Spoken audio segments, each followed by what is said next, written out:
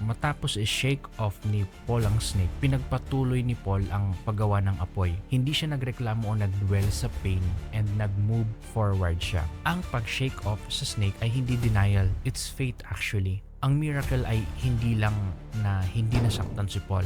Ang isa pang miracle dito is hindi siya naging bitter. Sa Jewish thought, ang trials ay parang refining fire. Sabi sa Malakay 3, si God ay nagre-refine sa atin tulad ng silver. Ang kagat ay hindi parusa.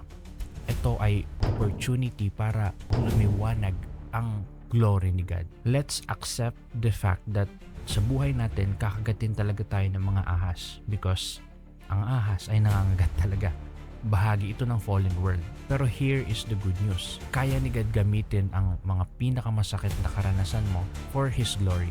Ang iyong scars ay maaaring maging message mo. Ang iyong sugat ay maaaring maging witness. Let's be like Paul.